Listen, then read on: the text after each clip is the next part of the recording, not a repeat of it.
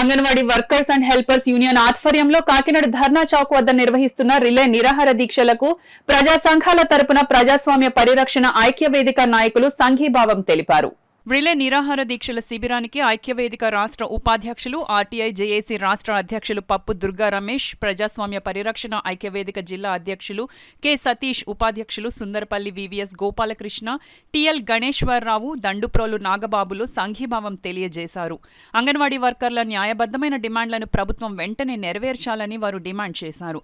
భవిష్యత్తులో అంగన్వాడీ వర్కర్స్ చేసే ఉద్యమ పోరాటంలో ప్రజా సంఘాల తరపున అండగా ఉంటామని వారు చెప్పారు.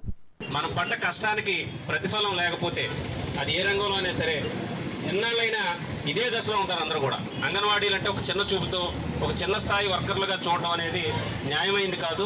క్షేత్రస్థాయిలో పిల్లల గురించి ఆలోచిస్తూ క్షేత్రస్థాయిలో ప్రతి కుటుంబంతో రిలేషన్ కలిగి ఏదైతే సేవలు అందిస్తూ ఉన్నారో వాళ్ళని న్యాయబద్ధంగా ప్రభుత్వం గుర్తించాలి. వాళ్ళు అడుగుతున్న వేతనం ఏదైతే ఉందో కనీస వేతనం 26,000 రూపాయలు ఇవ్వాలని చెప్పి మీరు ఎన్నికల ముందు కూడా చాలా హామీలు ఇచ్చారు జగన్మోహన్ రెడ్డి గారు. అంగన్వాడీలకు సంబంధించి ప్రతి డిమాండ్ మీరు నెరవేరుస్తామని చెప్పి ఎలక్షన్ సందర్భంగా మీరు రాష్ట్ర వ్యాప్తంగా తిరిగినప్పుడు ప్రతి చోట కూడా మీరు మాట్లాడడం జరిగింది. కాబట్టి మీ హామీని నిలబెట్టుకోవాలని చెప్పి ప్రజా సంఘాల తరపు నుంచి మేము డిమాండ్ చేస్తూ ఉన్నాం.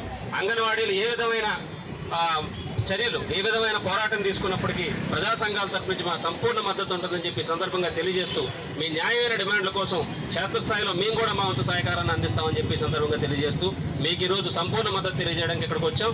భవిష్యత్తులో మీరు ఏ కార్యక్రమం చేపట్టినా మా మద్దతు ఉంటుందని చెప్పి సందర్భంగా తెలియజేస్తాం.